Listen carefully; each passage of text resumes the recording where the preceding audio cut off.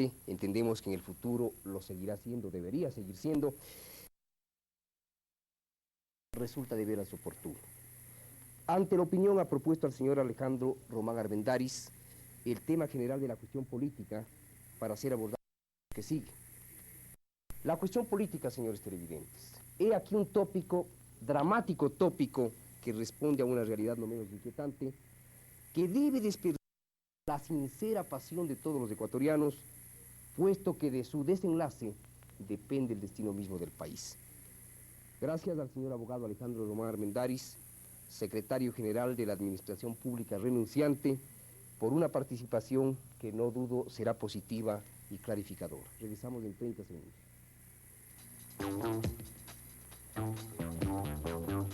Cóndor 1400, hecho para usted. Hermoso, de líneas ultramodernas, lujoso, espacioso y cómodo, potente, veloz y seguro, suave e intrépido. Ahora, confiable. Cóndor 1400 en Ecuador. Hecho para usted. Encuéntrelo en Automotores 11 de León, 12 de octubre y Madrid, Quito.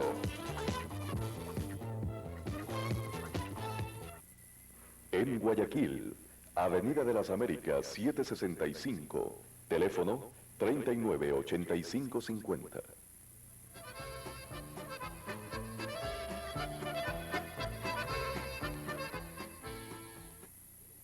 Bien, señores televidentes, vamos al diálogo con el señor abogado Alejandro Román Armendáriz, hasta hoy secretario general de la Administración Pública. Señor abogado, pues así es que estamos de crisis ministerial. Supongo que usted, ministro sin cartera, seguirá siendo, después de esta crisis, secretario general de la Administración Pública. Bueno, es una pregunta complicada, porque la respuesta no la tengo yo. La respuesta la tiene fundamentalmente el presidente de la República.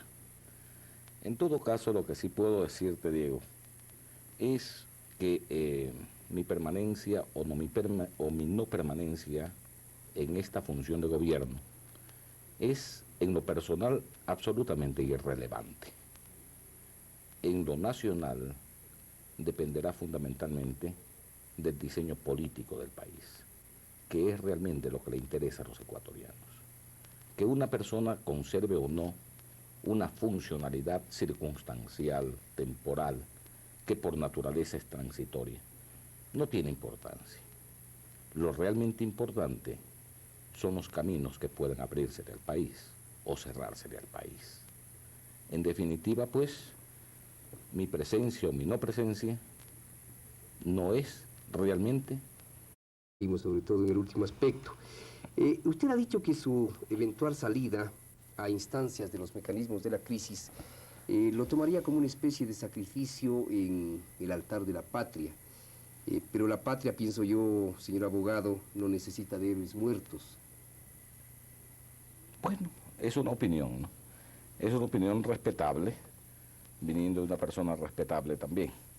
En todo caso, lo que yo he sostenido, y sigo sosteniendo, es que si mi salida es necesaria para armonizar una posición correcta de despegue histórico del país, pues yo no tengo ningún apego a ninguna funcionalidad de gobierno. Ahora, permítame, Sí. Yo no veo la oposición que pueda haber entre esta opción que se le presenta al país, digamos, de reorientarse históricamente, y su permanencia al frente de la Secretaría General, a menos que haya un tercer elemento que caramba, venga presionando en forma muy sensible para que... Esos son factores, pues, repito, que yo no puedo juzgar. En todo caso, es una pregunta que realmente no me cabría responder a mí. Cabría responder, por un lado, al presidente de la República. Por otro lado, a quienes, en condición de gobernados en el país, al pueblo del Ecuador, si mi función, si mi actuación, si mi intervención en la Secretaría General de la Administración Pública ha respondido o no a la expectativa nacional después de 9 años de dictadura. Pero a lo mejor el señor Bucaram piensa, él en forma muy personal, que su actuación no ha respondido a esta expectativa nacional.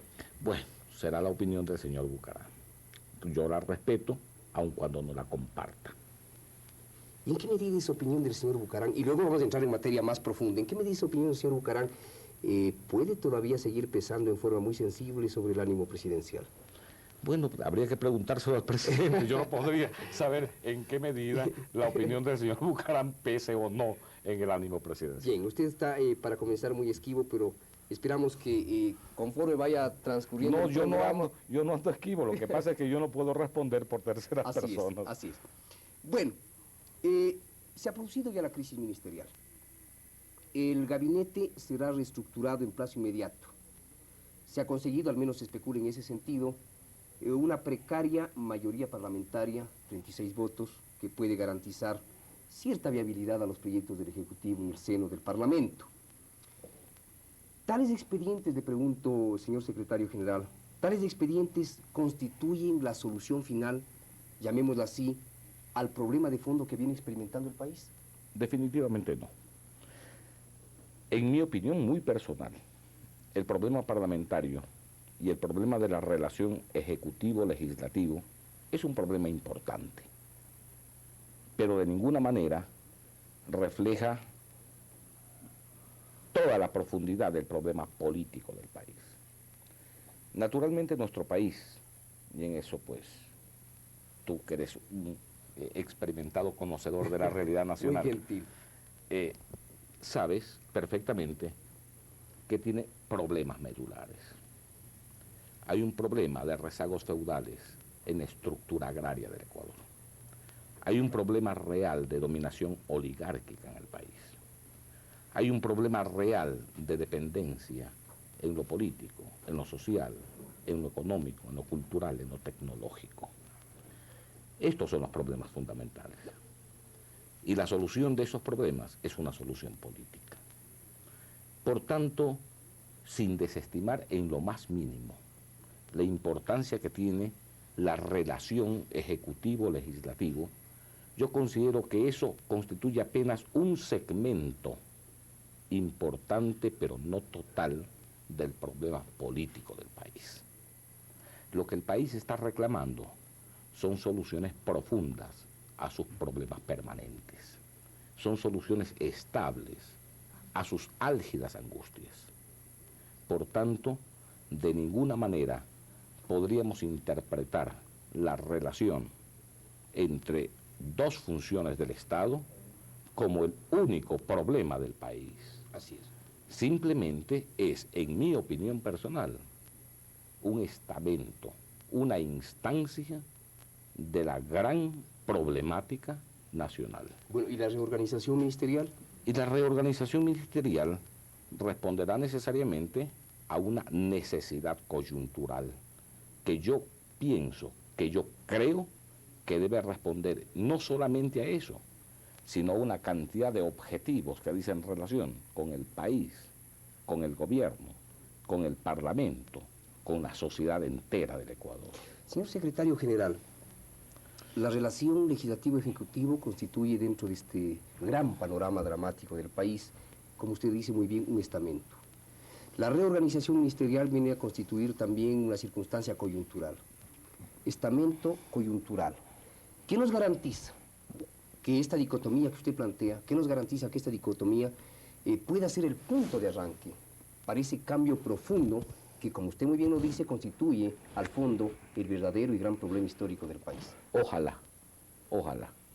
Yo soy uno de los que esperan definitivamente que la crisis ministerial, que la renuncia colectiva del gabinete ministerial signifique una apertura al desarrollo democrático y a la consolidación del proceso democrático del Ecuador. Pese a su esperanza, pese a la esperanza que traduce sus palabras, permítame decirle, no quiero pecar de pitonizo o de pitoniza, ni de adivino, pero pese a esa esperanza que se traduce en sus palabras, también hay cierto sabor de escepticismo. Tal vez me equivoque. No, probablemente se equivoca. Probablemente se equivoca. Es decir, yo en esto me atengo estrictamente a los hechos. Yo no soy un profeta de las cosas. Yo no soy un adivino ni me anticipo a los hechos. Juzgo los hechos con elementos críticos. Soy un racionalista por excelencia. Si me está pidiendo una opinión en este sentido, yo simplemente me atengo a los hechos que se están viviendo. No me anticipo a juzgar los procesos que se puedan producir en el futuro. Aspiro a que la crisis ministerial sea parte de la gran respuesta nacional. Porque ninguna crisis deja de tener objetivos. Toda crisis se produce para que en definitiva de ella emerjan un conjunto de soluciones potenciales. Si en este momento del país nosotros, y al hablar de nosotros hablo de los ecuatorianos en general, nosotros esperamos lo que hemos concebido y acariciado durante tantos años, es decir, una respuesta a los problemas de fondo, al problema agrario, al problema industrial, al problema educacional, a la crisis moral, etcétera, etcétera. Yo pienso que la crisis ministerial estará justificada, pero eso lo responderán los hechos y lo responderá la historia. Eso está muy claro. Pero dígame una cosa, usted como ciudadano ecuatoriano, como sagaz observador del fenómeno político nacional, en fin, como elemento actuante de este drama que vive el país, íntimamente se encuentra de acuerdo con la perspectiva que está dando el Ejecutivo, con la especie de salida a este problema. Es decir, yo pienso que es justa la reorganización administrativa del país. Y pienso que es justa porque principalmente creo que es necesaria una gran apertura que permita una base democrática ancha, amplia en el país. Ojalá la crisis ministerial consolide, permita y desarrolle esta ancha faja democrática que el Ecuador está requiriendo. Si esto se realiza, si esto ocurre, la crisis históricamente estará justificada. Yo pienso que el Ecuador en este momento necesita de una apertura democrática y de una ampliación de la base democrática, incluso a nivel de gobierno. Bueno, la apertura democrática se dice que comenzó el 10 de agosto. No, empezó, pero la apertura democrática es un proceso. Incluso al hablar de democracia, nosotros tenemos que tener muy claramente diferenciados dos conceptos: la democracia formal y la democracia participante. Para mí no es suficiente, aunque es importante, la democracia formal. Pero lo fundamental realmente, lo esencial, es la posibilidad de conducir a nuestro país a una democracia participante, donde todos los sectores sociales no se limiten a una participación en el día de unas elecciones, sino fundamentalmente a una intervención permanente en las gestiones del Estado. Estamos totalmente de acuerdo, totalmente de acuerdo. Quiero formularle ahora una pregunta de contenido más bien práctico, en relación con lo que usted viene diciendo, y lo viene diciendo en forma tan clara, tan frontal. Más allá de lo dicho, señor secretario, ¿qué pasa si la frágil y supuesta mayoría parlamentaria, por supuesto y frágil, se quiebra al vaivén de los avatares políticos? ¿Se habrá justificado tanta laraca? ¿Qué sucede? Y no es que seamos pesimistas, sino que estamos actuando con el sentido racionalista que usted proclama. ¿Qué sucede si finalmente no se llega a un acuerdo entre el gobierno, la izquierda democrática y otros grupos políticos menores? ¿Qué sucede? ¿Qué sucederá? Los hechos lo dirán. Ya te dije hace un rato, yo definitivamente me niego a ser pronosticador de cosas. No pronosticador, analista, que es diferente. Claro, pero en Los hechos están allí que permiten un análisis un poco a ultranza. No, los hechos no se han dado. Tú estás planteando una situación potencial que puede ocurrir o puede no ocurrir. Pero ¿qué pasa si es que ocurre?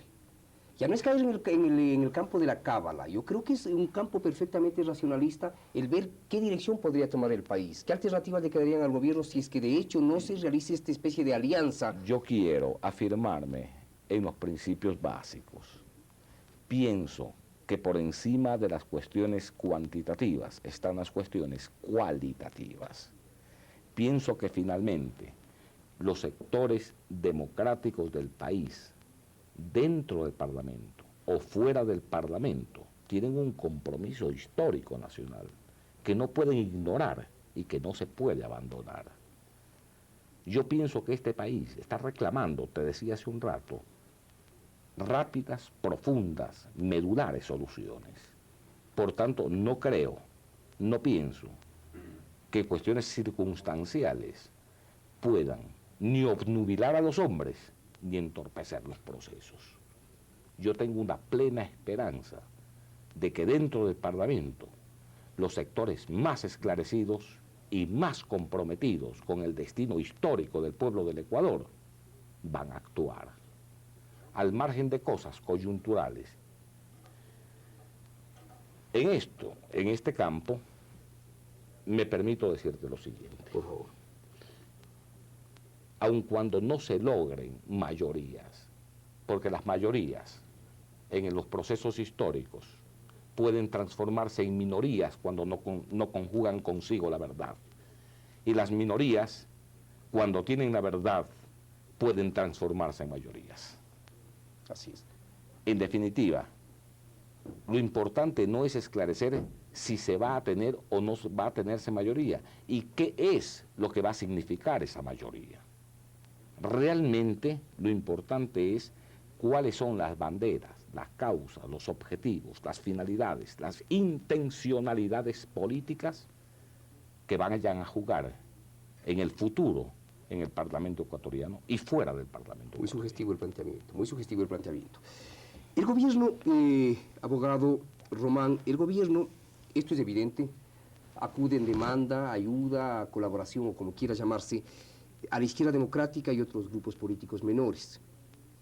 ¿No habrá sido más lógico, y esta es una pregunta que se formula el gran conglomerado, la gran conciencia política del país, ¿no habría sido más lógico, históricamente hablando, superar las diferencias? Todo es superable en política, absolutamente todo es superable en política. ¿No habría sido más viable, más lógico, superar las diferencias y conseguir el apoyo de su propia plataforma ideológica, concentración de fuerzas populares? Y le complemento la pregunta. Con energía, con sagacidad, una mayor dosis de equilibrio e incluso sentido de justicia distributiva, el Ejecutivo, pienso yo, habría podido encontrar una salida al conflicto. Otra pregunta. ¿No será que al fondo el Ejecutivo, por favor escúcheme, ¿no será que al fondo el Ejecutivo no quiso realmente encontrar la salida a la que he hecho referencia? ¿Cómo dejó que el asunto llegara a tales extremos, abogado? Mire, yo pienso que el Ejecutivo, hablando por Ejecutivo al presidente de la presidente República, Roldós. el presidente Roldós no cierra los caminos, los está abriendo.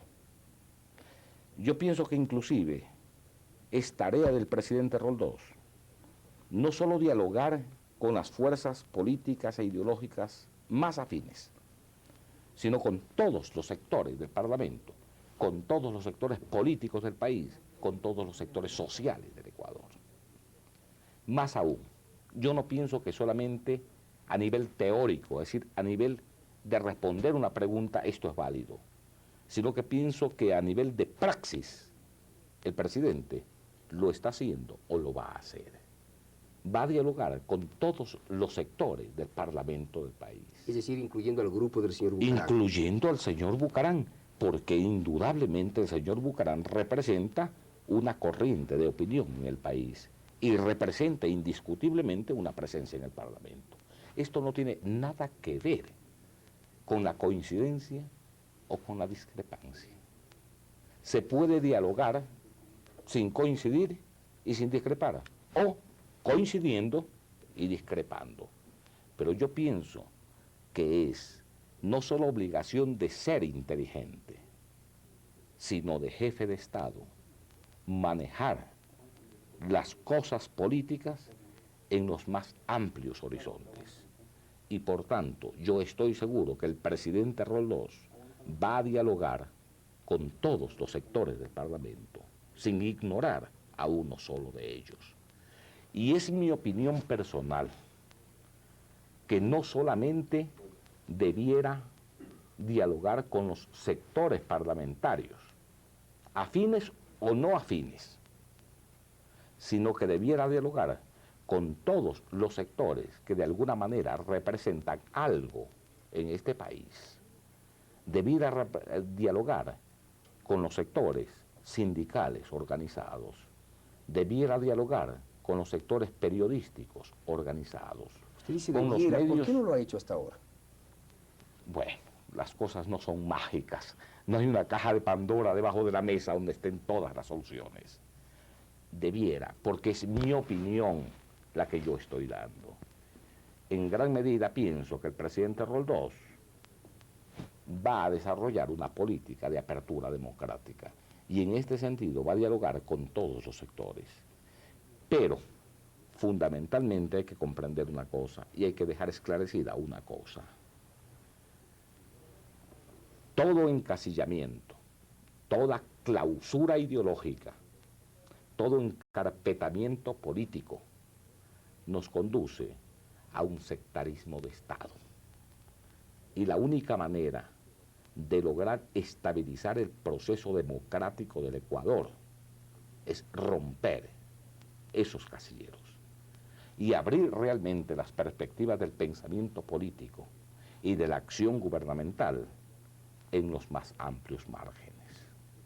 Yo estoy completamente seguro de que el presidente Roldós, al margen de la crisis ministerial coyuntural, al margen de ello, va Sí. a lograr Diego Kennedy. el más amplio Sí. consenso democrático. Sí. Si usted me permite, señor abogado, tenemos una llamada de Iván. Señores televidentes, Iván Oña, reportero de noticias, se encuentra en el seno de la reunión de la Izquierda Democrática porque queríamos ver si en este diálogo con el señor secretario general de Administración es posible pues comentar ya alguna resolución. Iván, ¿hay alguna resolución? Buenas noches a los amigos televidentes del programa Ante la Opinión. Aquí estamos en el Hotel Savoy Inn, en donde el Partido Izquierda Democrática está en una reunión ampliada y hasta el momento no existe ninguna resolución. Intervenciones en pro y en contra de que la Izquierda Democrática apoya al gobierno de Jaime Roldós, pero quisiéramos pues que usted, Diego, de considerarlo conveniente, pues mantenga un diálogo con el dirigente político Rodrigo Borja, quien está junto a nosotros, para que pueda dar una información más ampliada. Encantado, encantado. Ya, entonces, Si usted me permite un ratito. Quiero pedirle a usted permiso porque tenemos en la línea telefónica el doctor Rodrigo Borja, sería interesante. Encantadísimo. Sí se escucha para los televidentes la conversación telefónica. Sí, señores televidentes, vamos a hacer una pequeña conversación telefónica con el doctor Rodrigo Borja, aprovechando la presencia aquí del señor secretario general de Administración. Doctor Borja, buenas noches. Licenciado Kendo, ¿cómo está usted? Mire, estamos en un diálogo aquí en el marco de Ante la Opinión con el señor secretario general de la Administración Pública. Sí. Y obviamente estamos tratando dentro del contexto político que se discute esta noche la eventualidad del apoyo o la participación de la Izquierda Democrática en el gobierno del presidente Roldós. Quisiéramos preguntarle pues a usted como vocero máximo de la organización política Izquierda Democrática, ¿cómo marchan las deliberaciones? Bueno, realmente cada vez yo estoy más orgulloso de mi partido al verificar el gran aporte de ideas que hemos podido escuchar a lo largo de esta larguísima sesión celebrada con la presencia de dirigentes provinciales y con los miembros del bloque parlamentario conjuntamente con el Consejo Ejecutivo Nacional. Se ha discutido en los términos más amistosos, pero más profundos y democráticos este problema y no se ha llegado todavía a ninguna conclusión. Estamos escuchando en estos precisos momentos las exposiciones que hacen los diferentes jefes de Izquierda Democrática en de las provincias y han sido muy interesantes sus planteamientos, pero todavía no hay ninguna conclusión sobre este asunto. Doctor Borja, usted dice que se sigue discutiendo. Bueno, entiendo que la reunión se inició a eso de las 4 de la tarde, son prácticamente las 10 de la noche. Esta discusión, por lo demás, muy democrática, como usted lo dice, y por lo que le aplaudimos, no significa que las posturas son un tanto irreconciliables. Más o menos se viene discutiendo 6 horas y no hay un consenso. No, de ninguna manera. Lo que ocurre es que aquí hay varios centenares de delegados de todo el país. Y entonces el solo proceso... ¿Aló? Sí, sí, le estoy escuchando. El solo proceso de escuchar sus exposiciones, pues toman muchos minutos y varias horas. Naturalmente que aquí hay discrepancias de opiniones, pero estas se expresan con la mayor altura, con el mayor respeto a las opiniones de los otros compañeros y en el marco de un diálogo absolutamente libre y democrático. Doctor Borja, quiero hacerle una pregunta. Como usted conoce, pues y es de conocimiento de la opinión pública nacional, el gabinete del señor presidente Roldós presentó hoy en forma colectiva su dimisión. Me da la impresión de que, como que sin decirlo, el gobierno está diciendo a la izquierda democrática y al país: mire, yo he cumplido con mi parte. Aquí están las renuncias de los ministros. Bueno, espero la respuesta de la izquierda democrática. ¿Qué me dice usted?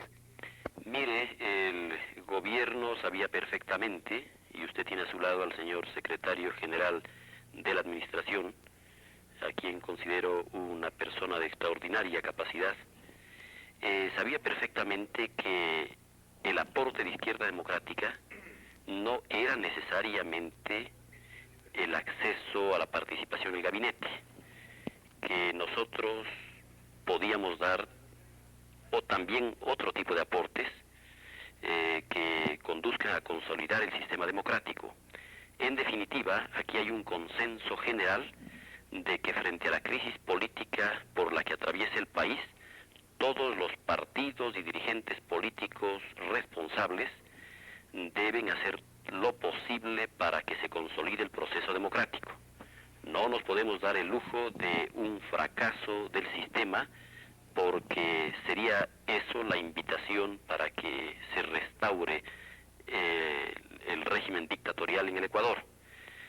Por eso nosotros hemos convocado a esta reunión precisamente para saber cuáles son las formas y los métodos a través de los cuales podemos contribuir positivamente para el afianzamiento del sistema democrático. Unos compañeros sostienen que eso se puede lograr a través de simplemente de una ayuda al gobierno en el ámbito legislativo. Otros compañeros piensan que se debe ir más allá, con participación ministerial.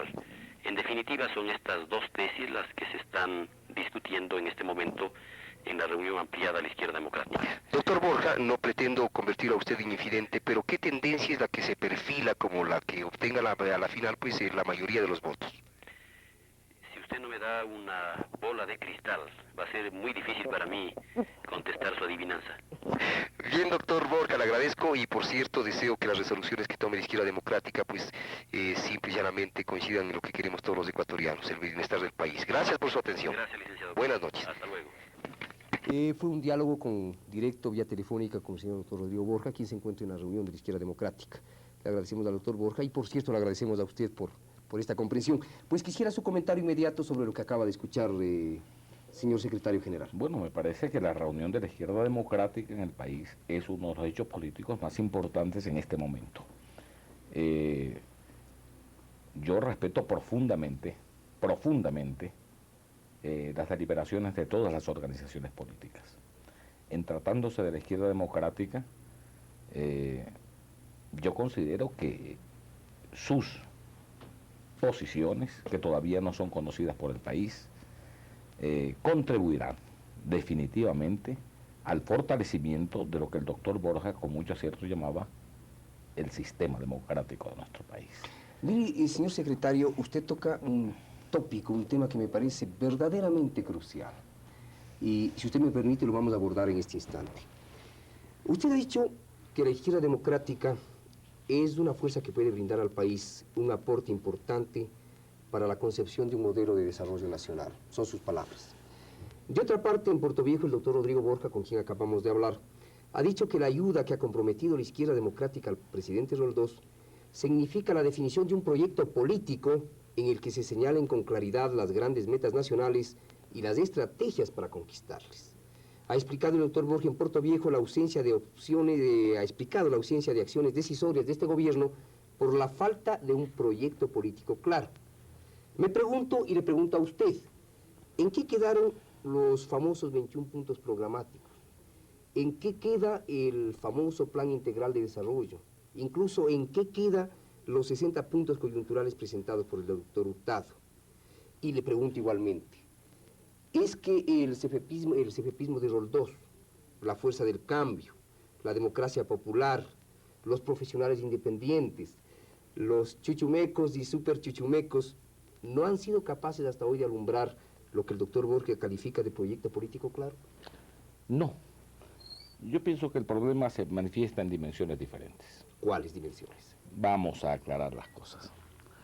Yo pienso que las 21 bases programáticas constituyen una plataforma a través de las cuales la democracia popular y el CFP llegaron a un acuerdo para proponer soluciones al país. Pero naturalmente las 21 bases programáticas no encierran lo que llamaríamos, en forma un poco precisa y técnica, un diseño histórico de desarrollo.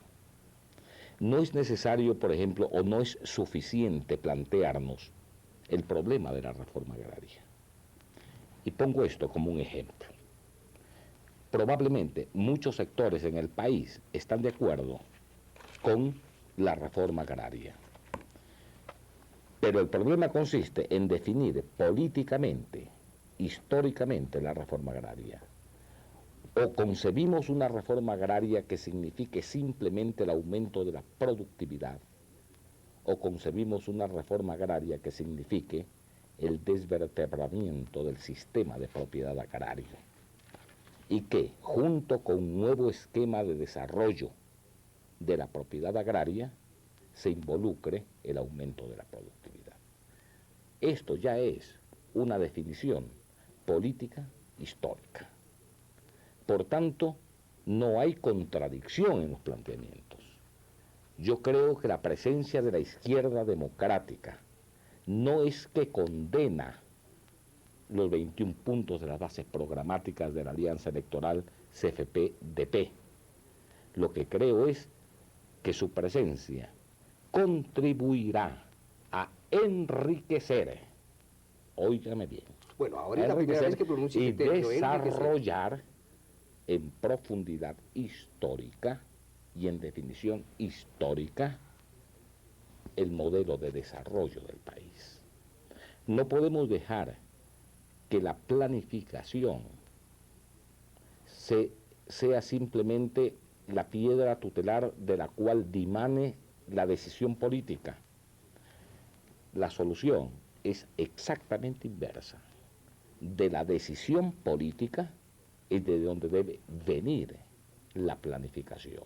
No sé si le estoy entendiendo bien, pero en sus palabras como que interpreto cierta oposición con algunos criterios políticos del doctor Hurtado. No, de ninguna manera. Yo soy partidario del más amplio consenso. No soy partidario, por supuesto, del hegemonismo de ningún sector, sino del más amplio consenso democrático. Por eso es que muchas veces he sostenido, sea que haya sido comprendido o no haya sido comprendido, que yo creo en un ancho cauce democrático, donde junto a sectores progresivos de CFP estén sectores de la izquierda democrática, sectores de la democracia popular, sectores del radicalismo democrático, sectores del FRA, es decir, todo lo que constituye en esta coyuntura de nuestro país, o sea, de nuestro tiempo y de nuestro espacio, una posibilidad realmente colectiva de marchar unidos hacia la consolidación de un sistema, pero bajo el marco referencial de un diseño de identificación histórica. Está muy claro eso. Ahora, dígame usted dice marchar unidos. Dentro de esta expresión marchar unidos, ¿usted contempla, por ejemplo, la posibilidad de que también marche unido el actual CFP de Bucaram?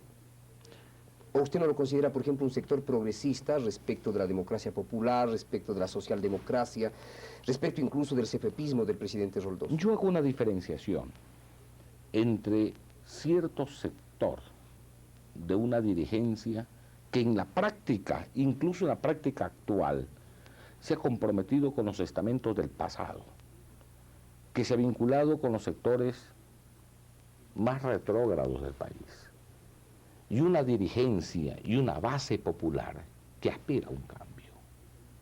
Y yo estoy definitivamente con el cambio en el país. Por tanto, yo estoy de acuerdo con todos los sectores, incluso los sectores del propio CFP y del propio CFP del sector del señor Bucaram, que en el fondo y profundamente anhelan un cambio real, auténtico, histórico en el Ecuador. Por tanto, yo lo que hago es abrir la posibilidad a que todas las fuerzas susceptibles de ser unidas se unan. ¿Para qué? Para dar la gran batalla del futuro. La gran batalla de lo que al comienzo de esta conversación decíamos, la solución de los problemas profundos del Ecuador. No de los problemas coyunturales, no de los problemas secundarios, no de los problemas epidémicos, sino de aquello que venimos arrastrando como un lastre en la historia y que nos impiden ser una sociedad mejor, un país mejor.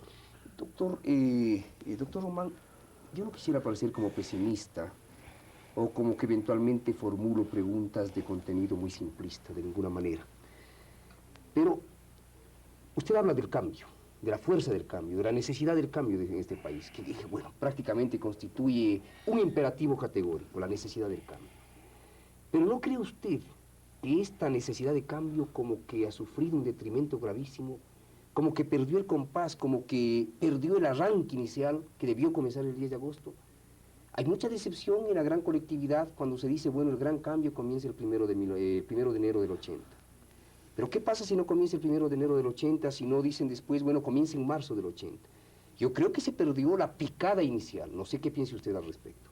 Bueno, son puntos de vista. Yo pienso que los procesos históricos no los podemos medir a veces ni meses ni en años. Los procesos históricos a veces maduran en siglos. Lo importante es cuánto podemos hacer para ayudar a madurarlos y cuánto en nuestras propias trincheras de acción, yo en una funcionalidad, usted en otra, cada hombre en este país esté actuando o dejando de actuar. Es posible que para algunas personas se esté marchando con lentitud.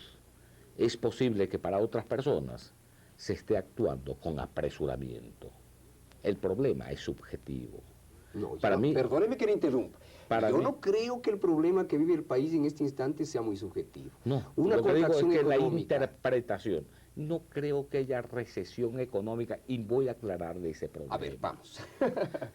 Yo no soy un experto económico, yo pero... tampoco, si usted me permite. Yo no he hablado de recesión, he dicho una contracción económica, una especie de paralización.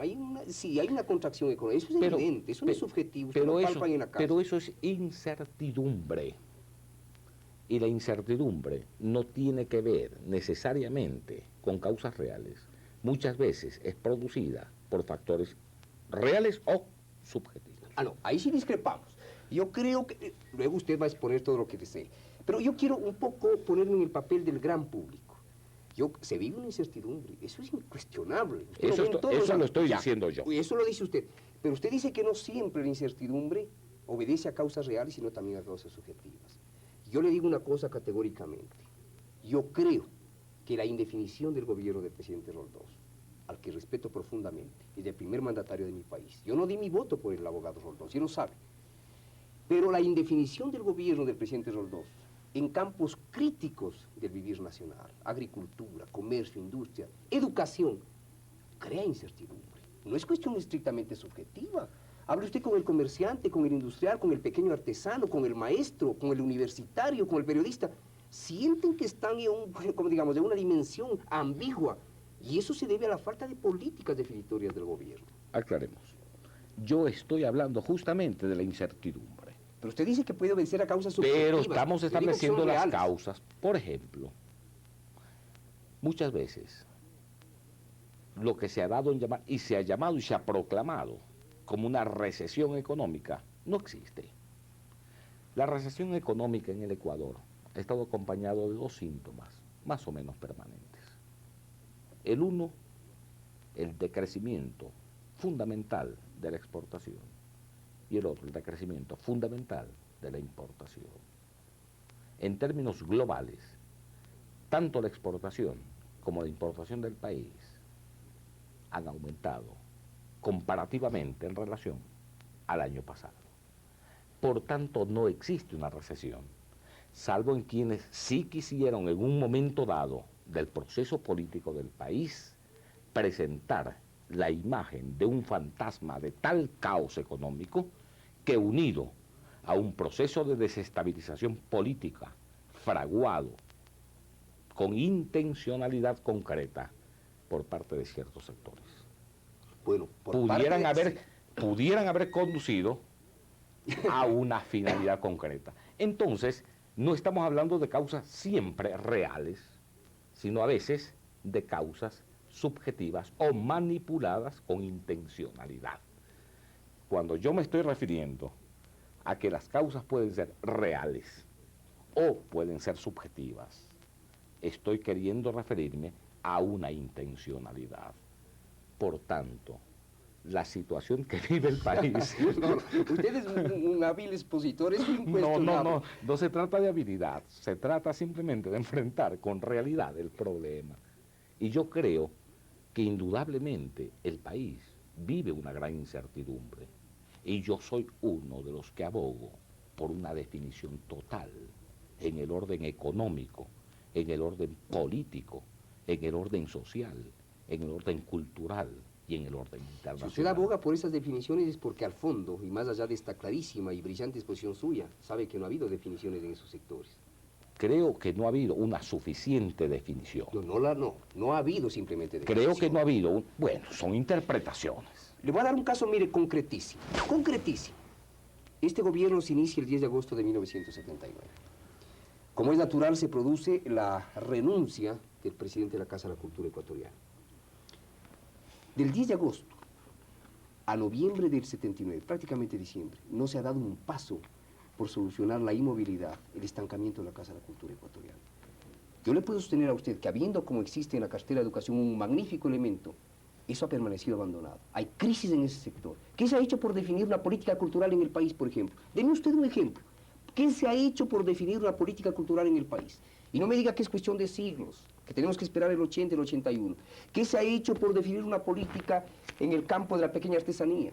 ¿Qué se ha hecho en el campo de la agricultura, de reforma agraria? Tiene usted la palabra, señor abogado. Muchos esfuerzos. Muchos esfuerzos. Los esfuerzos se diluyen. Pero déjeme hablar. No, adelante, por favor. Adelante. No, sí se han hecho esfuerzos. Inclusive existe en este momento ya un diseño de política cultural. Para mí el problema no es esclarecer la política.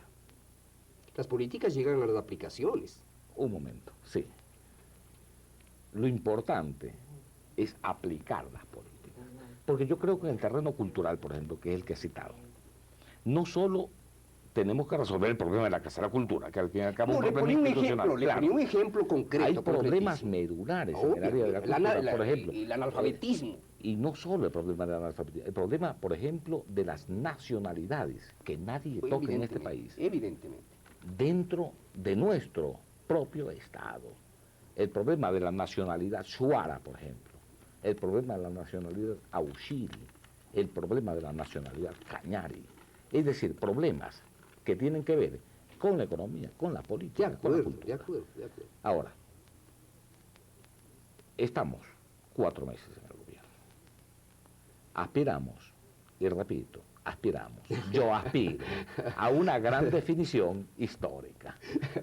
Si eso se logra, el país va a conocer una estampida como jamás en su vida republicana la ha visto.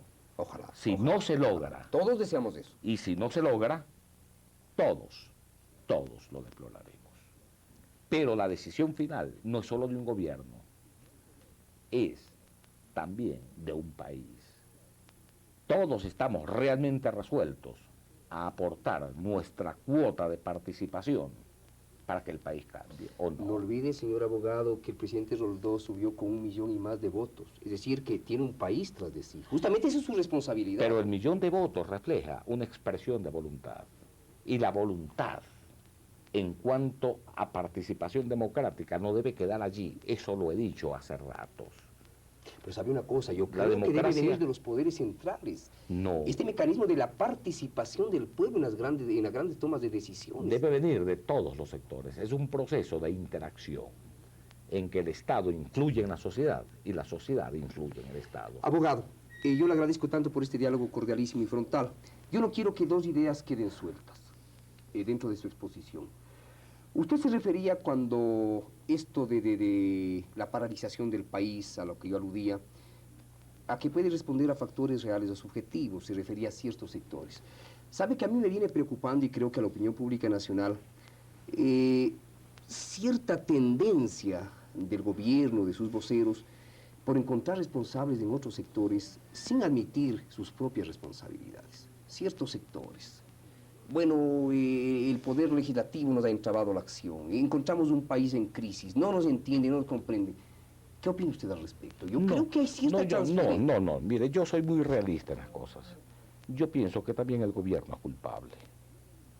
Lo que le quiero decir es que no solo el gobierno es culpable. Que han habido factores como los que usted ha notado. Que ha habido un escaso tiempo político que ha impedido actuar. Pero indudablemente también en el gobierno han habido contradicciones y han habido dificultades.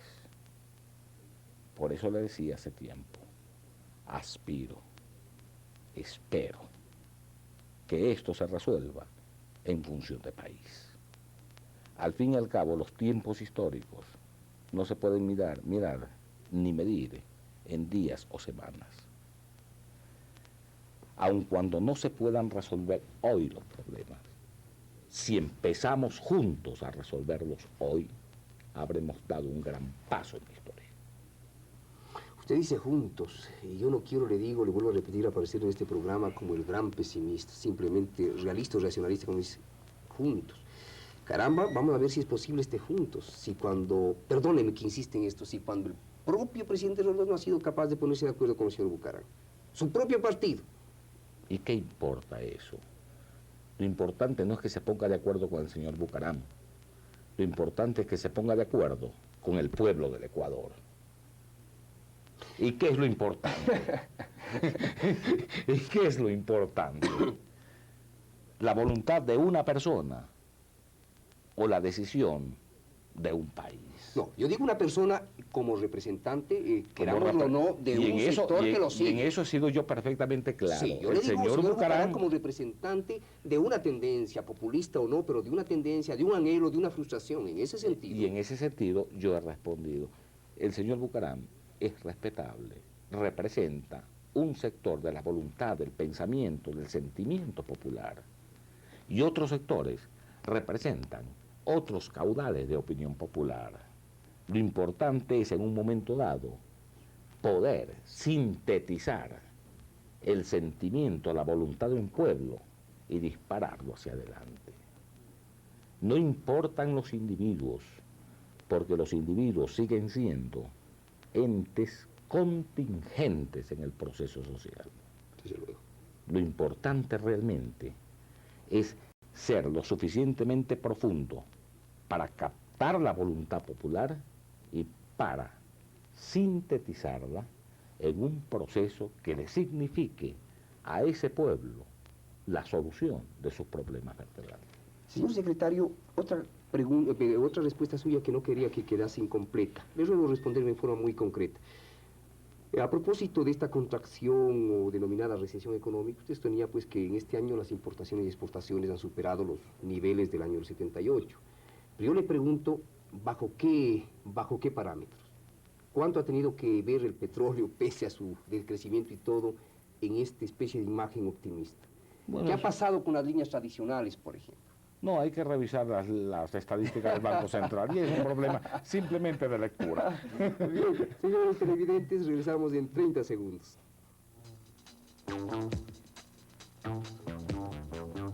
Cóndor 1400. Hecho para usted.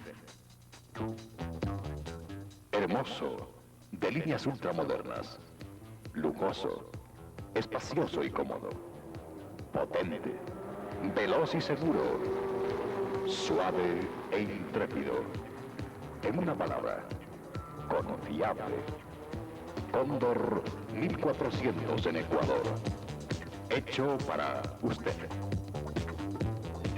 Encuéntrelo en Automotores 11 de León, 12 de octubre y Madrid, Quito.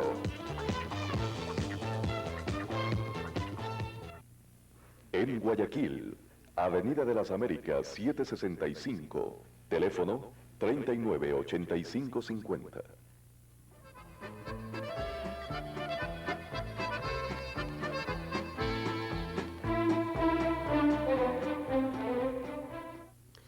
Gracias por su atención y por su participación moral en este programa, señores televidentes. Hay innumerables llamadas telefónicas de Quito, de provincias de Guayaquil, que buscan plantear preguntas al señor secretario general de Administración. Por cierto, vamos a reservar esas preguntas por escrito, lo están haciendo en estos momentos con anuencia suya.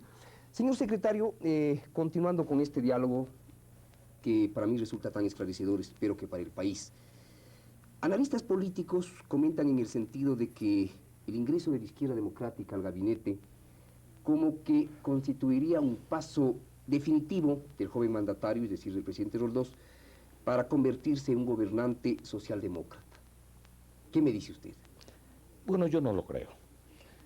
Yo no lo creo porque no pienso que la incorporación de una fuerza adicional, afín en el plan ideológico y en el plan político, necesariamente comprometa una postura o una conducta personal del presidente de la República.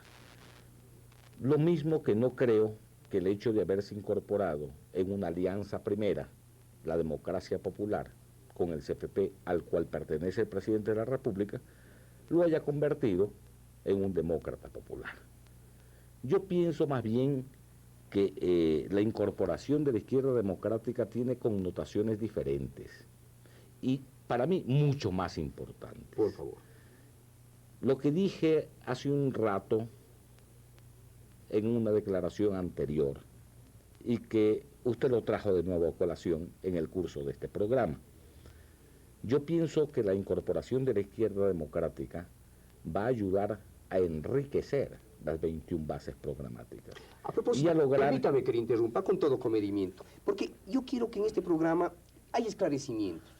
Usted en antes se refería a las 21 puntos programáticos como una especie de simple enunciados ideales, ¿no? No. Cuando yo aludía a que... De puntos de unidad en base a un programa de acción conjunta entre la democracia popular y el CFP en el curso de un proceso eleccionario. Ya, pero le quería decir, mi pregunta se refería a que, como usted mismo ha dicho, que la incorporación de la izquierda democrática puede enriquecer un esquema... Va a enriquecer definitivamente. Y de otra parte, el doctor Borja decía que a este gobierno le ha faltado un plan político de desarrollo integral. Entonces, fue a propósito de eso mi pregunta, ¿en qué quedaban los 21 puntos programáticos? Sin embargo, pues usted conoce, las 21 bases programáticas han sido desarrolladas a manera de plan. Claro, fueron desarrolladas. A manera de plan. Entonces, a eso iba mi pregunta también que quedó incompleta, ¿no? Claro, quedado... fueron desarrolladas como 21 bases programáticas, pero aún allí falta el diseño histórico. A eso es lo que iba. Que es justamente, A eso es lo que iba, justamente el aporte que yo creo que la izquierda democrática puede brindar al enriquecimiento de esas 21 bases programáticas, sean sintéticas o analíticas, sean condensadas o desarrolladas. Yo pienso que en definitiva la incorporación de la izquierda democrática a un nivel no solamente teórico, a un nivel político de país, va a permitir la formación de una base muy amplia de consenso democrático y va a permitir sobre todo una salida multipartidaria al proceso nacional. Por tanto, para mí, no se trata simplemente de la inclusión de una fuerza más o una fuerza menos. Se trata de la posibilidad de que sea el comienzo para transformar una serie de cosas, de una democracia puramente formal en una democracia real, de una base bipartidaria en una base multipartidaria, que empezaría siendo con la izquierda democrática y que a lo mejor se ensancha con otras fuerzas. Pienso que inclusive podría llegarse a una apertura de tipo social. En ese caso, y si eso se lograse, el Ecuador habría ganado para siempre la batalla de su democracia. ¿Cómo es esto de una apertura de carácter social? Yo entiendo que toda apertura política tiene que devenir necesariamente una al apertura hablar social. no necesariamente.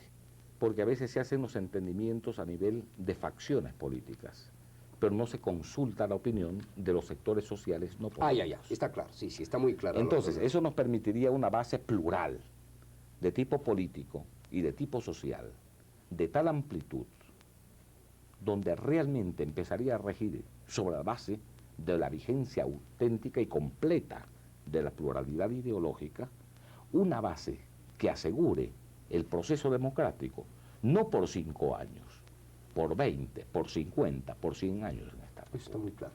Mire, varias de las preguntas que yo me he permitido plantear a usted esta noche están inspiradas en inquietudes de la colectividad. He recibido llamadas telefónicas, notas, y una de estas preguntas, la que le voy a formular, precisamente responde a una inquietud de varios ciudadanos de Guayaquil.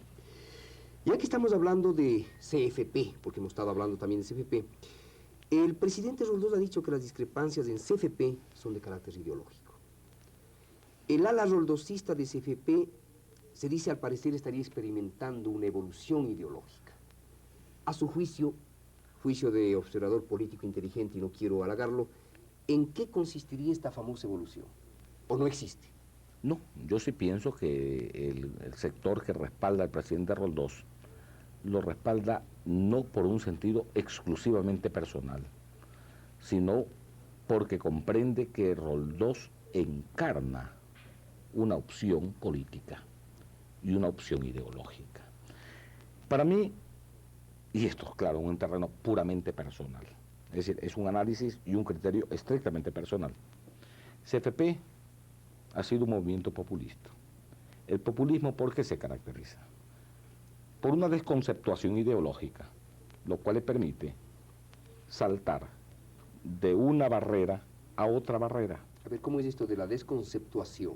De la Mire, desconceptuación. usted está dando cátedra aquí en la universidad. A ustedes, el doctor Alejandro Román es un magnífico catedrático. ¿Qué es esto de la desconceptuación? Es decir, la carencia de una doctrina filosófica que articule el pensamiento político y que lo traduzca en una programación política concreta.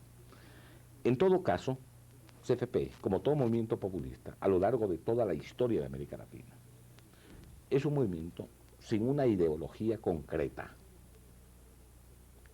Como movimiento populista, Claro. en etapa y en instancia populista, donde la voluntad del líder suplanta la voluntad popular, o la confunde de tal manera que la distorsiona. En el momento en que Roldós jerarquiza su presencia como un auténtico líder con concepción ideológica y con programa político, y allí las 21 bases programáticas.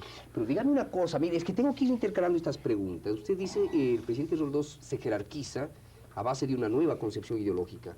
¿Y qué pasó con el Roldós de antes, que no puso a prueba esa capacidad de renovación ideológica cuando era jefe de acción política? Pregúnteselo al presidente Roldós. No, pero estoy dialogando con usted. Pero es que eso no me corresponde decir qué pasó con el presidente Roldós cuando era director de acción política de CFP. Eso yo no puedo responderle. Yo puedo reanalizarle el fenómeno político, pero no puedo responderle por qué el presidente Roldós actuó o no actuó en un momento dado. A lo mejor sí actuó, yo no puedo responderle. A lo mejor no actuó, yo no puedo justificarlo. Ese es un problema que el presidente Roldós tendrá que decirlo, no yo. Lo que yo juzgo simplemente es el hecho político integral. Como lo que usted decía, como un analista externo, porque yo tampoco soy militante CFPista. Respeto a CFP como respeto a todas las organizaciones políticas, pero no soy CFPista. Por tanto, yo no puedo justificar ni interpretar internamente un fenómeno político, sino externamente. Exactamente como puede hacerlo usted.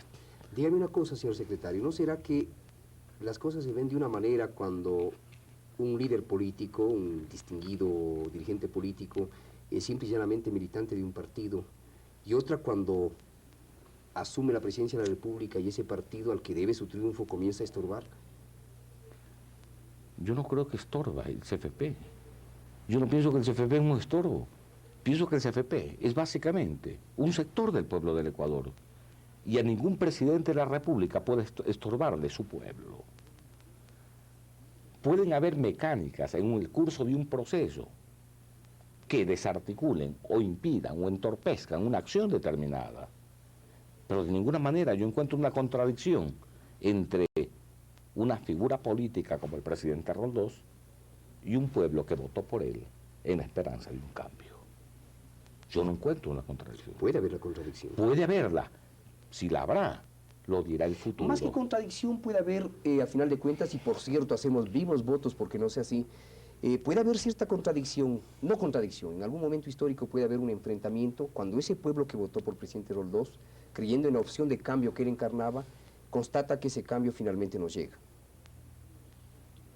Como decía el doctor Borja hace un rato, solo con una bola de cristal. Y como no la tenemos, no podemos juzgar. Bueno, en este programa va apareciendo, y así debe ser, usted como el racionalista y yo como el hombre de la bola de cristal. Ya que estamos hablando de esta especie de actitud jerarquizadora que ha asumido el presidente Roldós porque es el jefe del Estado y porque a través de sus discursos como que va delineando una nueva concepción ideológica, quisiera preguntarle lo siguiente. Sé que reconocerlo es duro, ¿no habrán jugado su parte? ¿Qué le ha faltado a este gobierno en lo político? Yo no creo que el problema sea el presidente. Pero yo soy un hombre profundamente sincero. Y a lo mejor lo que voy a decir es una herejía. Dígala, dígala. Claro que la digo. Este no es un templo, diga la herejía. Claro que la voy a decir. Yo creo que sí, que ha faltado capacidad política en algunos sectores del gobierno. Yo no creo que esa capacidad política le haya faltado al presidente, pero creo que no todos los sectores del gobierno han respondido al nivel que debió esperarse. ¿Cuáles sectores? Mire, esto es un programa de franqueza. Y ahora sí no le digo que pregúntele al ministro de Agricultura, pregúntele al ministro de Industria, pregúntele al ministro de Finanzas, pregúntele a la ministra de Bienestar. No, usted dígame cuáles sectores. No, usted está respondiendo anticipadamente. Yo, en esas condiciones, ya me abstengo de responder. Bien. Bueno, pero ¿qué le ha faltado a este gobierno en lo político? ¿Qué le ha faltado a este gobierno en lo político? Yo creo que fundamentalmente vertebración. Vertebración, conexión. Pienso que hay un déficit de eficacia. Pienso que es necesario corregir algunas cosas. Primero, coherencia política. Segundo, eficacia administrativa. Lo que estoy diciendo, el país lo sabe, porque lo está sintiendo. Son realidades, no subjetivismo. Son realidades, no subjetivismo. Por supuesto, y yo lo estoy diciendo, porque yo soy más que un crítico, un autocrítico.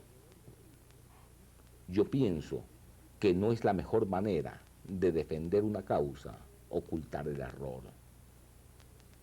Soy de los que creen que destapar el error es el principio de la solución de ese error.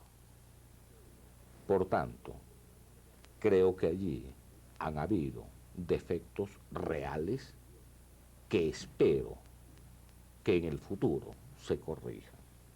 En todo caso, desvinculando la presencia del presidente con la de algunos sectores de su gobierno, pienso que ha habido descoordinación, incoherencia y en algunos casos ineficacia.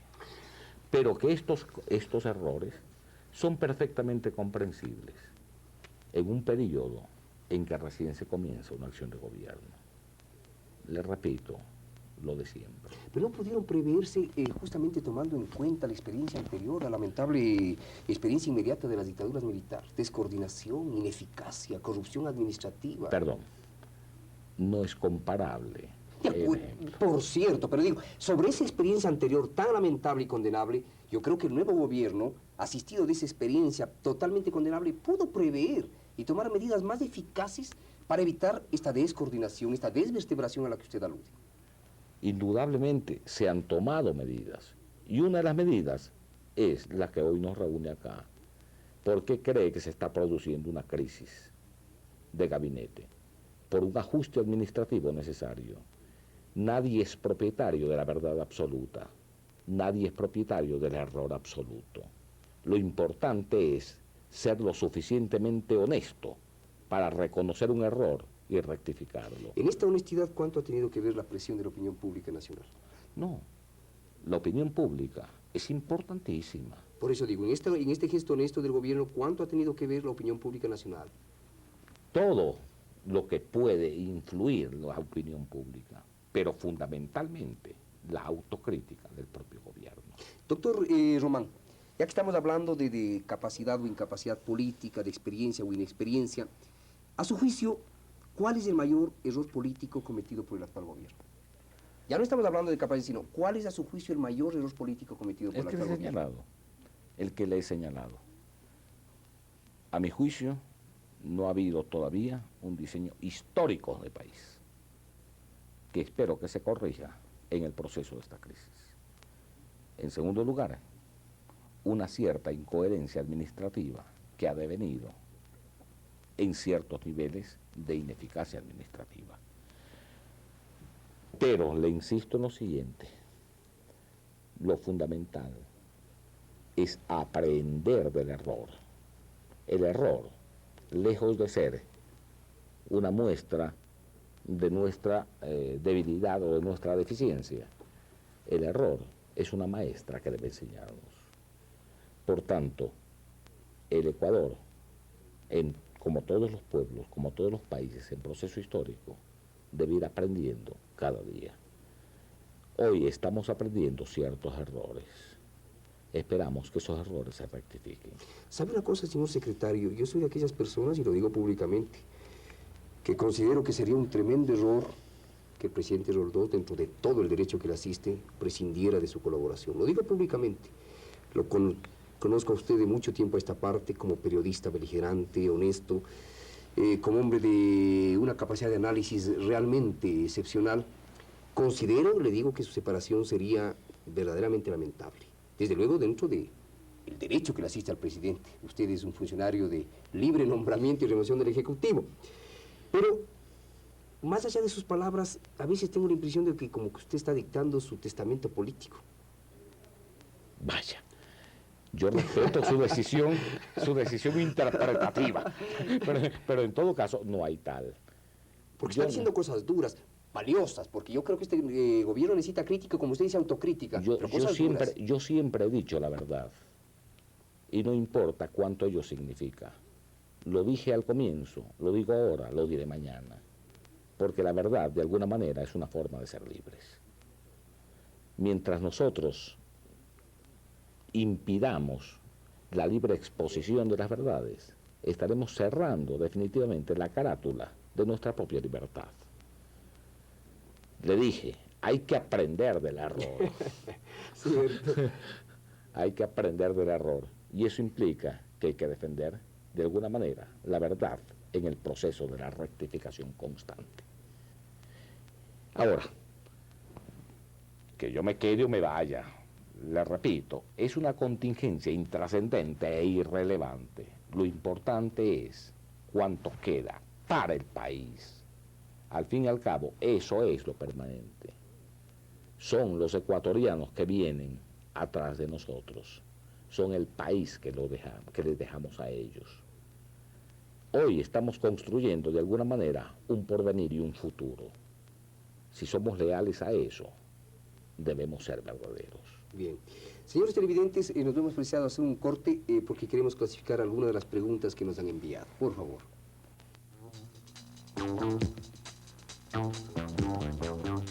Cóndor 1400. Hecho para usted. Hermoso, de líneas ultramodernas. Lujoso, espacioso y cómodo. Potente, veloz y seguro. Suave e intrépido. En una palabra, confiable. Cóndor 1400 en Ecuador. Hecho para usted. Encuéntrelo en Automotores 11 de León, 12 de octubre y Madrid, Quito.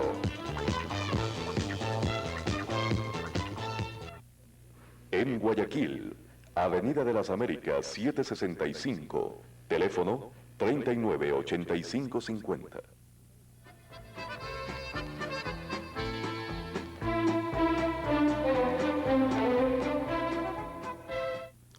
Están noticias en sus pantallas perdón, noticias. Está ante la opinión en sus pantallas con la participación del señor secretario general de la Administración Pública, abogado Alejandro Román Armendáriz.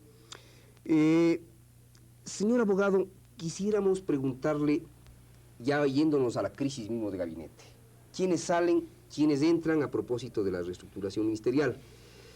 ¿Qué nuevos partidos políticos, aparte de la izquierda democrática, participarán en el nuevo gabinete que se anuncia? Y en relación con esta pregunta, lo siguiente: el Universo del día de hoy reproduce un editorial del mismo diario de fecha 22 de noviembre del 79.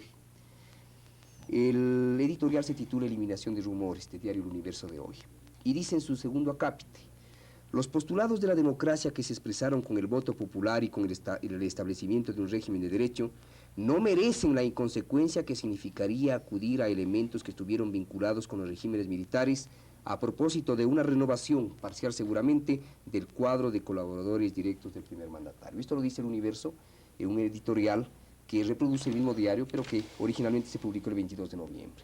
¿Quiénes salen, quiénes entran, qué otros partidos políticos de la parte izquierda democrática colaborarían y si en esta reestructuración ministerial participarían elementos de las dictaduras militares, lo que realmente sería fatal? Por favor. Si hubiera una respuesta para eso, se lo diera. Realmente el proceso está en gestación. No ha madurado, no ha terminado. ¿No puede haber un aborto tal vez, tanto, a propósito de no, nada de aborto. Políticamente hablando me refiero. Por supuesto. No hay ninguna determinación aún respecto a quiénes entran y quiénes salen. En todo caso, el presidente de la República continúa las negociaciones y las conversaciones con diversos grupos políticos del país. Resultado de eso ya se lo ha anunciado en forma oficial. De diciembre, el propio presidente anunciará quiénes se quedan y quiénes se van. Las fuerzas que intervengan en la nueva acción de gobierno, en la nueva gestión de gobierno, indudablemente estarán signadas por una gran idoneidad de tipo democrático. En todo caso, yo no creo de ninguna manera que el presidente Roldós incorpore a su gobierno a elementos que de alguna manera hayan estado vinculados con dictaduras anteriores. Yo pienso que eso no es compatible con el proceso por el cual votó el pueblo del Ecuador. Todo lo contrario. Pienso que el gabinete que integre el presidente Roldós responderá a los intereses de la democracia y los intereses de las dos grandes paralelas que se ha planteado a lo largo de la campaña electoral. Yo quiero apelar el a su desarrollo franqueza, económico y la justicia social. Yo quiero apelar a su franqueza porque usted es un hombre franco y ha dado pruebas palpables en el curso de este programa. Quiero apelar a su franqueza y por cierto no creo ponerlo en una situación incómoda.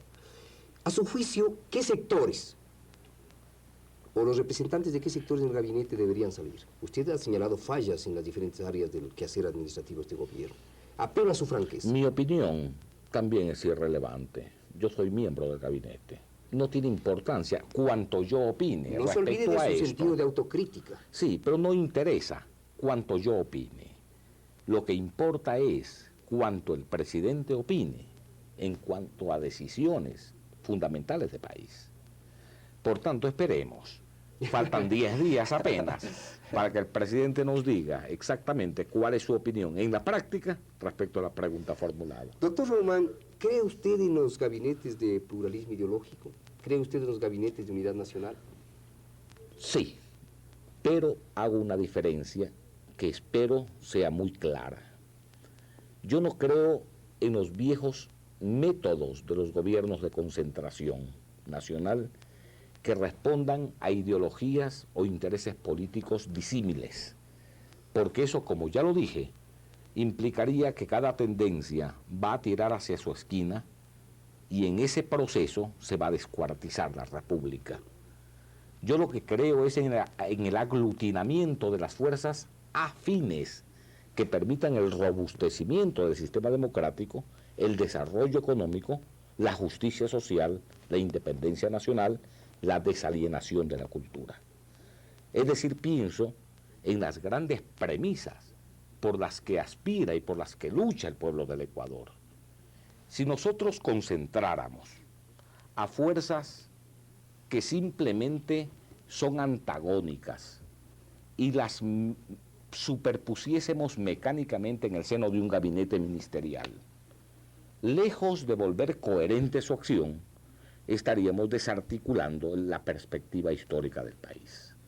Pero en cambio, pienso que si muchas fuerzas afines ideológica o políticamente pudiesen en un momento dado integrarse, estaríamos no haciendo que un bote vogue en distintas direcciones, sino caminando en una sola posibilidad y perspectiva. Por tanto, cuando se hablaría o se hable de concentración nacional sobre la base de la identidad ideológica y de la homogeneidad política, yo estoy de acuerdo. Pero cuando se habla de una concentración nacional que solo busque sobre la base de un consenso coyuntural de fuerzas dispares, buscar una estabilidad circunstancial, estaríamos condenando no solo la estabilidad, sino que estaríamos condenando el destino del país. Usted habla de estabilidad, palabra crítica, sobre todo en los días que corren, no solamente en el Ecuador, sino en América Latina, estabilidad. Y aquí, señores televidentes, comienzo a responder un poco a los intereses de la opinión pública. Vamos fusionando un poco las preguntas que nos han formulado a través del teléfono. Usted habla de estabilidad, y esto me da pie para la siguiente pregunta. El presidente Roldós habla de que día a día aumenta la unidad civil y militar, lo acaba de decir en su último discurso en el Colegio Militar. Día a día aumenta la unidad civil y militar. Le pregunto, ¿la unidad civil y militar o la unidad entre el gobierno del presidente Roldós y el sector militar? Definitivamente la unidad civil-militar.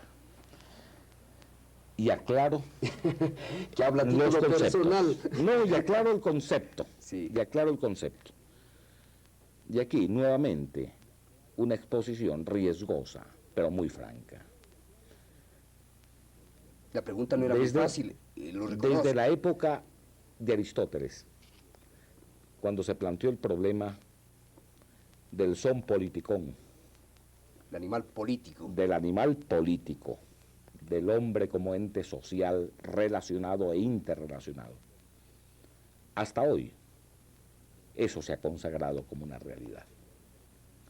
Yo pienso que si los militares son seres humanos, son entes sociales, y si son entes sociales, son también seres políticos.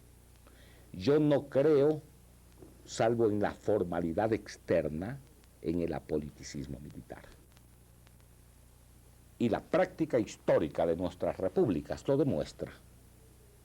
Por tanto, si las Fuerzas Armadas, si los sectores militares son parte de la sociedad ecuatoriana, son entes políticos porque están interrelacionados en el seno de la sociedad y del Estado ecuatoriano, ellos, los militares, como los civiles, deben procurar el máximo de la comprensión, pero en el marco referencial del desarrollo económico y de la justicia social. Yo pienso que el problema de nuestro futuro no es solo de los civiles, pienso que no es solo de los militares, es de los civiles y de los militares. Sí, un planteamiento muy realista. Pensando, eso sí, en una gran patria sobre la base tutelar de principios inamovibles, es decir, de principios que respondan a la libertad, a la democracia participativa, a la justicia social, al desarrollo económico, a la independencia nacional. Pero en el campo de la práctica... Sí, parece que usted quiere agregar algo, sí. Por favor.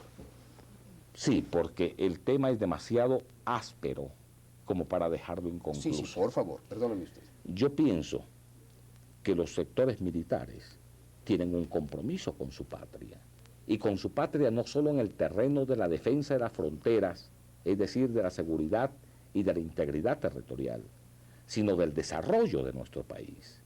Y yo estoy profundamente convencido de que los sectores militares pueden dar un aporte, como deben dar y como están dando los sectores civiles, a ese gran desarrollo nacional. ¿Bajo qué mecanismos prácticos era lo que iba? Eso es un problema que se lo debe discutir en el proceso concreto del desarrollo histórico.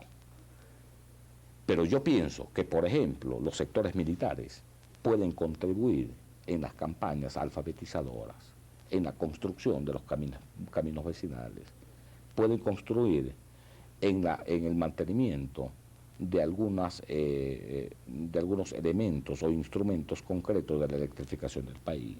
Es decir, yo pienso que su participación debiera ser objeto de una discusión, pero fundamentalmente el hecho político es este.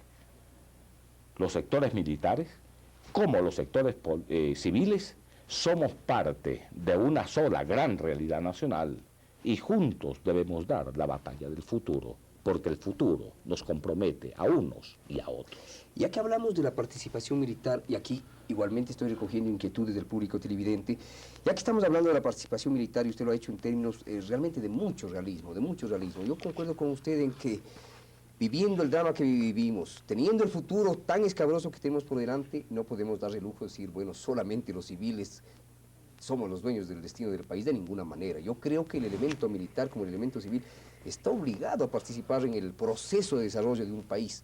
Ahora, ¿cómo delinear esa participación? Este es el problema, pero no es el problema de este momento. Pero a propósito de la participación militar, señor secretario, ¿no habría sido preferible que el nuevo ministro de Defensa pida la disponibilidad como en el caso de su antecesor?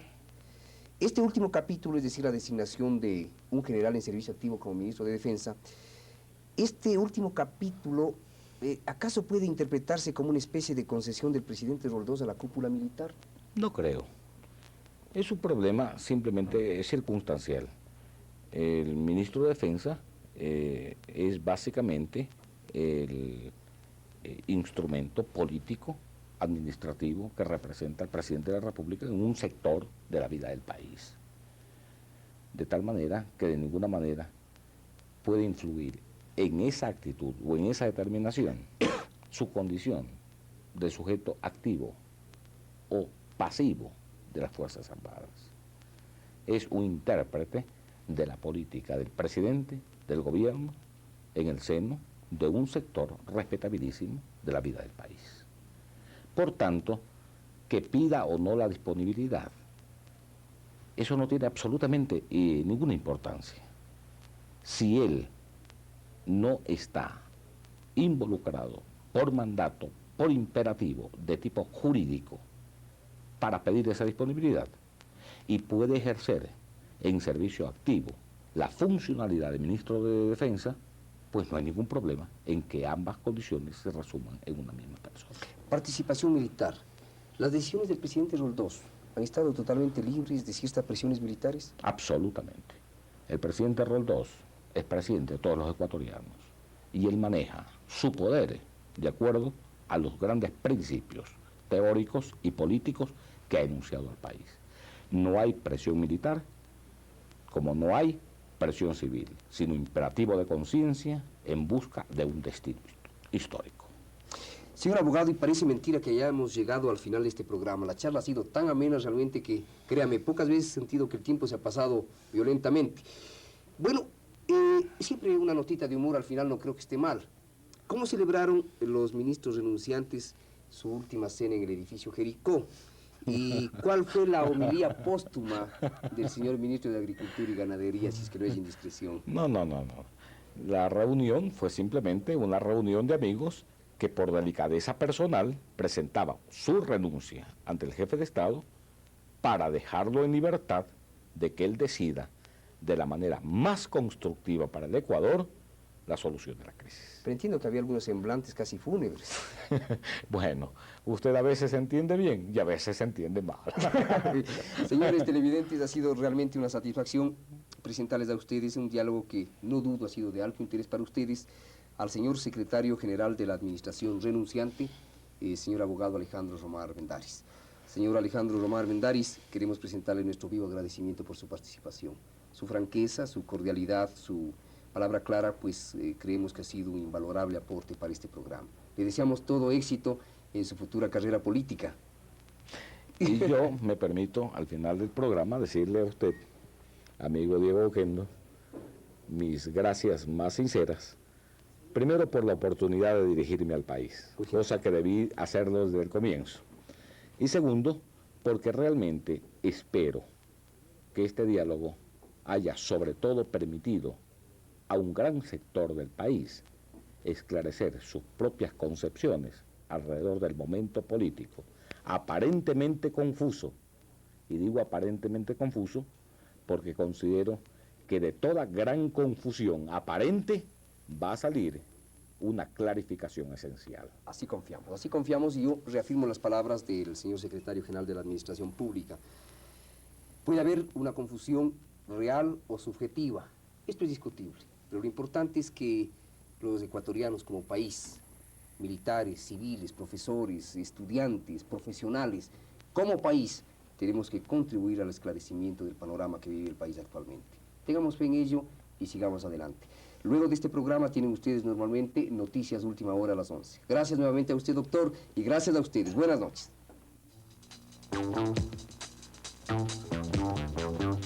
Cóndor 1400. Hecho para usted.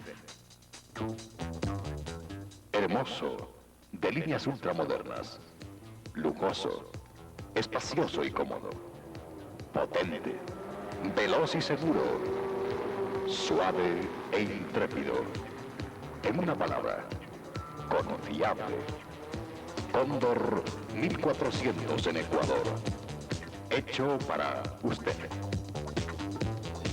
Encuéntrelo en Automotores 11 de León, 12 de octubre y Madrid, Quito. En Guayaquil, Avenida de las Américas 765, teléfono 398550.